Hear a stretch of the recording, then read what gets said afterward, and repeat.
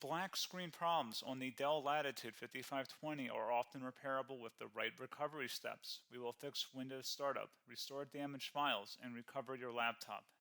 A lot of errors pertain to this problem, and we're going to go ahead and jump into what should hopefully be a pretty straightforward process, guys. And we're going to go ahead and jump right into it.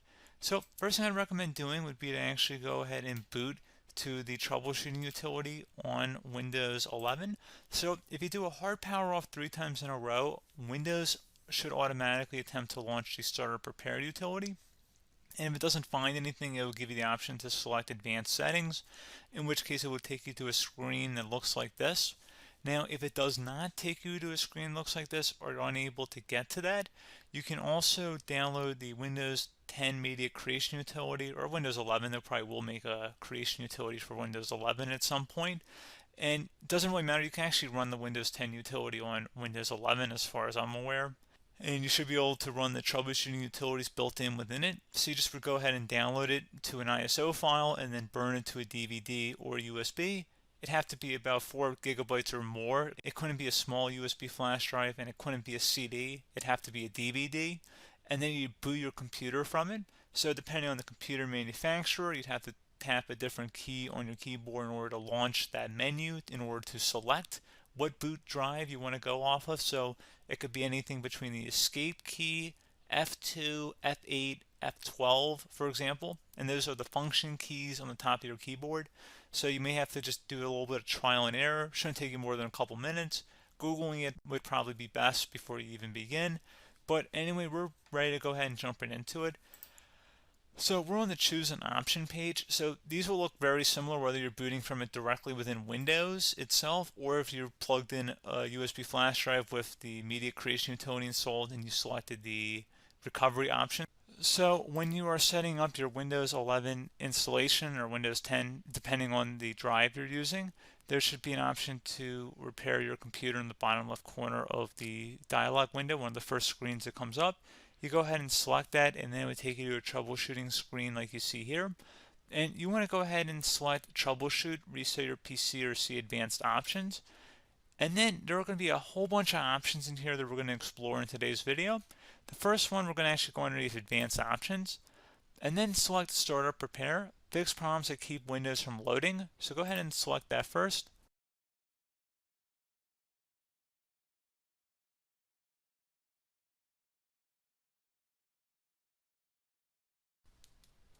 Okay, so you can see it could not repair our PC. That was our first option we could try. Something else, if we go back into advanced options here and then select troubleshoot, we're going to go underneath advanced options again. You can go ahead and actually access safe mode by selecting startup settings. And then if you select the restart button, you have the option on the screen select safe mode with networking, which will give you a key on the screen. It'll tell you which key to press to enter that. I believe it's the F7 key. It'll do that for you. I'm not going to go over that in today's tutorial because I don't really want to go into safe mode, but you're more than welcome to attempt that by going into here and then selecting restart. Again, it'll launch another screen. It'll say what key do you want to press, and it'll give you like 7 or 8 different options, and you want to select safe mode with networking. There's also an option for a command prompt too, but that's going to be something we're going to cover later in this video, and we don't even have to go through that in order to access it. So that's why I'm not going to really push for that, because unless you know exactly what's causing the problem, you probably don't need to go into safe mode. Unless you're trying to recover files, in which case then you definitely can go into safe mode, but we're trying to actually recover our computer here. So I hope that makes sense. Something else we can also try here as well would be to uninstall updates, remove recently installed quality or feature updates from Windows. So if you go ahead and select that, you can uninstall the latest quality updates, which generally is the more day-to-day updates. Feature updates are the less regularly released ones, like the big ones. I would equate it to service packs in like Windows 7 and Windows Vista and Windows XP. So larger updates that occur once or twice a year at most.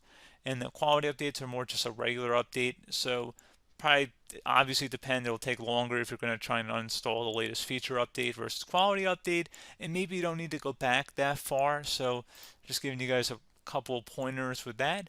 Something else you can also look at here, and we're going to jump into the command prompt in a little bit, but you can select System Restore, which will use a restore point recorded on your PC to restore Windows. And this is something I would highly recommend here, guys. So select next.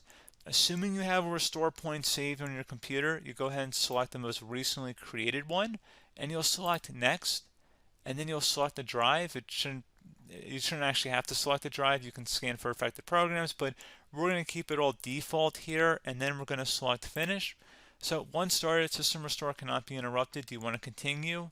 I think we're going to select yes. I don't think we have anything better to do on our computer right now, so just give it a moment here to initialize. It will take a couple minutes to run, obviously depending on how large your hard drive is and how much is saved on the system restore point. So just give it a couple minutes here.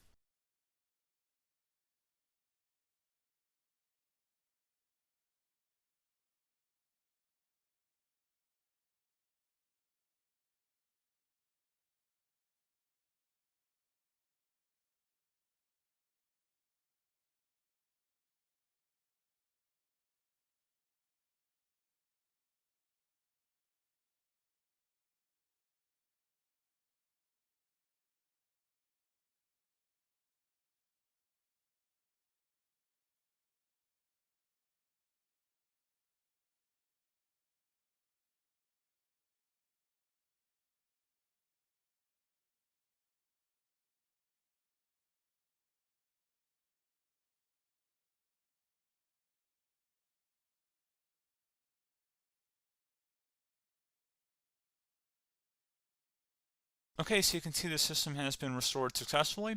We're going to go over a couple different methods in addition to that if that did not work. So I'm just going to pause the video and we're going to start back on the recovery screen that we started with. Okay, so a couple other things we can try here too. If you go back into troubleshoot, you can select reset your PC, let you choose to keep or remove your personal files and then reinstalls Windows.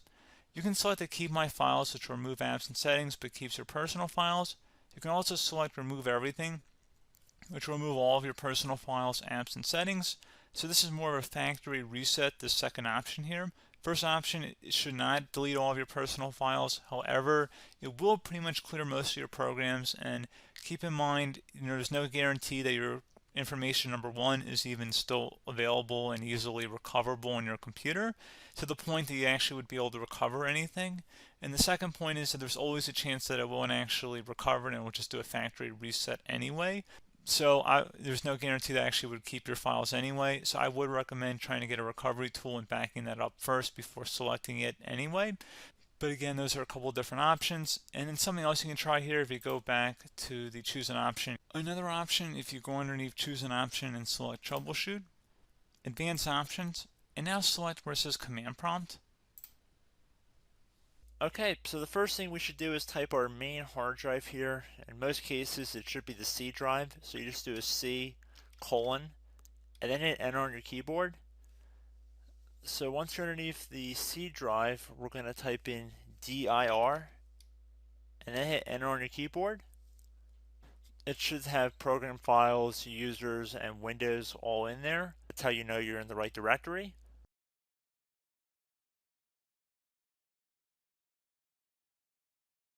In some cases, it might be the D drive as well, so just keep that in mind.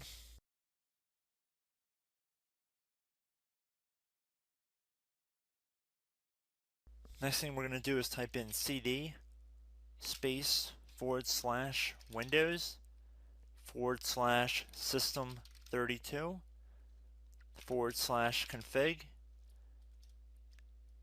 and then you're going to hit enter on your keyboard.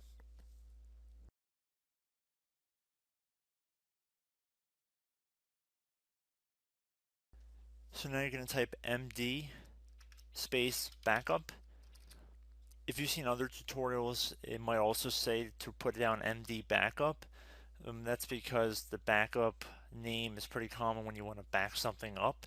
So you can name this whatever you want, doesn't have to be backup. So if you've already made a backup folder in the past, you could do backup 1, for example. So once you're done setting the name you want the backup to be called, hit enter on your keyboard again.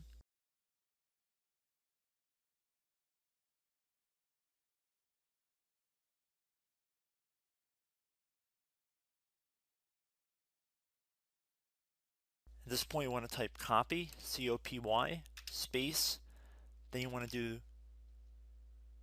the star symbol above the 8 key, then do a period or a dot, whatever you want to call it, then another star sign, and then another space, and then type backup, and then hit enter on your keyboard.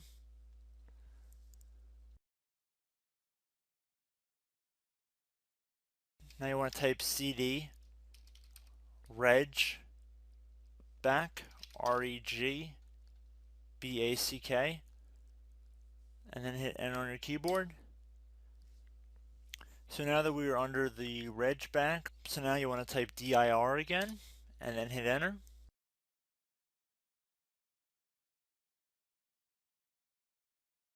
So now at this point we're going to type copy again. So copy, space, star sign,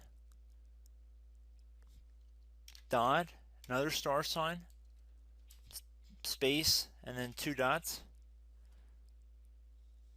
So we're going to type copy, space, star sign, dot, sign, star sign, dot, dot, and then hit enter on your keyboard again. So for overwrite, you want to overwrite all. So type A on your keyboard, so capital A, and then hit enter on your keyboard.